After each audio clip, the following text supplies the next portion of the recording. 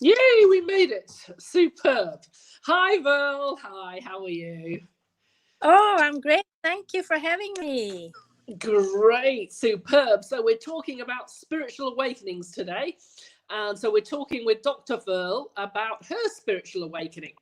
So, let's get right into it. So, when was your first spiritual experience?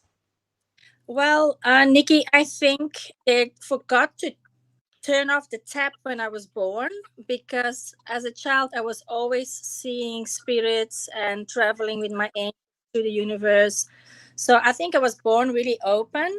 And I remember as I said when I went to my parents and I said like, "There's a man in my room. There's a man in my room." And then I actually was seeing my deceased grandfather, and because my family was Catholic, my father tried to like close my third eye like they do in the church. So for a long time I tried to like I was told to suppress the things that I saw. Um, but I had like many experiences of lying on the grass as a child and feeling completely connected to everything that is. So like yeah. So I don't think I even remember having a conversation with my guardian angel before I came back into my mother's belly. And I was saying to my guardian angel, I don't want to go there. I don't want to go there. And they said like, yes you will, because this family needs you now. And so it was a tough childhood, but clearly I was supposed to be there. So yeah. Great. Okay. Yes. Because the second question was what was your most profound spiritual experience? I think as two as an adult I became aware of being part of everything, just standing on a rock in the desert.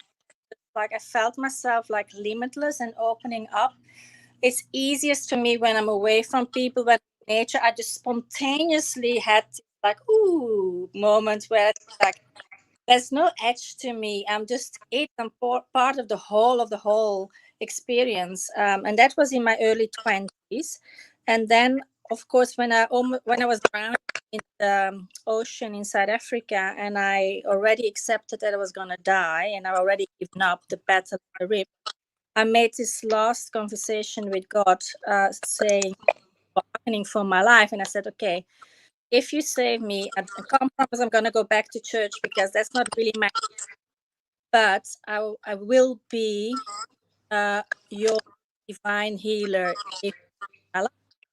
And so well, that's not the words that your channel for healing or something. That at that stage, appeared on the dunes and swam out to me with his surfboard, and it took him 30 minutes to get me out of the rip.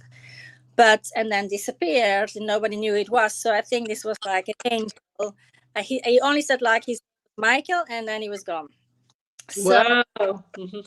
yeah, so I wrote about it in my book, My Surgeon Talks to Angels. It's one of the chapters that most people say it's captivating. So those are probably Certainly the sounds it. yeah.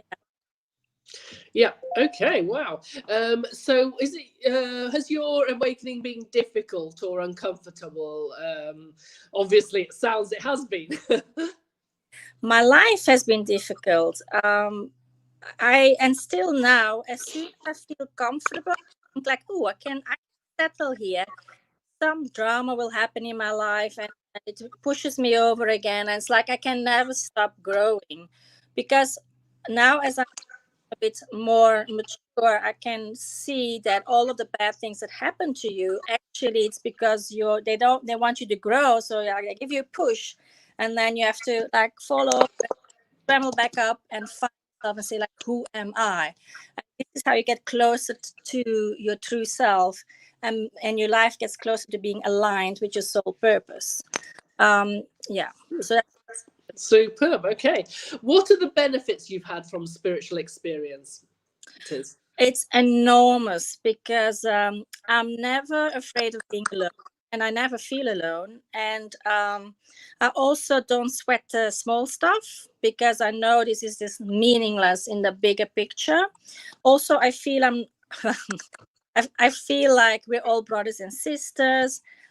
maybe they're not thinking the same thing as we are, but we're still all in this together. So I have a very strong feeling of unity, very big care for the planet, for everything, for trees, for animals. I just like, my heart is connected to everything. And I really care about everybody and everything. So yeah, that's my experience. Superb. So have you had a spiritual teacher or teachers that you followed specifically, or have you just all... Yes. I've always been a big fan of the Dalai Lama. I've read all his books, and I've met him in a big auditorium, not personally. And it was amazing. For me, he's just wisdom in persona. I met Mother Meera several times. She's an Indian guru in Germany. Also love her energy. She's just like all over. I've also met the hugging Amma. That's what she says when she hugs you. That's another Indian guru. And I've sat with a few other gurus. And then Brandon Bass, who wrote The Journey, I've trained with her. And she's also a guru in my... So there's several people that I really like connecting with. That sounds wonderful. Great. So you've had loads of people. Some people haven't had any, so you're quite lucky. That's great. Okay. What spiritual advice would you give to somebody who's starting out on their spiritual journey? If one door closes, look around you, because there will be a better door open for you. Don't keep on staring and banging at the closed door. Okay, great. Okay. What advice would you give to somebody who's further along in their path of spiritual awakening? Keep on shining your light. We need all of you to raise of the planet and everybody on it. Good stuff. Okay. What was a key lesson that stood out for you? Oh, well, that adversities happen for a reason, and you need to look for the opportunity it creates. Good one. And also, it's very, I believe that we all, when we don't feel well, it's because we're out of alignment with our soul purpose. So that is something that I help others with. I love doing sessions to bring people closer to their soul purpose, so that they realize, why is all of this happening to me? It's pushing me in another direction, and the resistance is not needed. I think there should be a lot less resistance to change. Okay, good. Okay.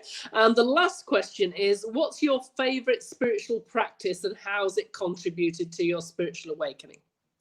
The easiest way for me to really feel back in connection with source is to contact with nature. So my thing is to be away from electronics and the man-made structures, and just be in a quiet forest, just listening to the sounds of nature, or sit on a beautiful beach listening to the waves. And if I can't do that in practice because it's raining in Wales or something, then I listen to nature sounds, and that helps me really relax and fall asleep. And my cat is a part of nature that's in the house. That's superb. Well, thank you so much for that. And obviously in the coming up weeks, we're going to be learning more about Veerle and what Dr. Veerle's actually going to be. She's doing some various teachings and things. And so it's going to be really interesting to find out more about what she's doing. So thank you so much for talking to us about your spiritual awakening. And hopefully it'll give some people some insights into different people who have different spiritual awakenings. And thank you so much. I really appreciate it. Bye. Okay, take care, everybody, and have a great afternoon. You too. Bye. Bye.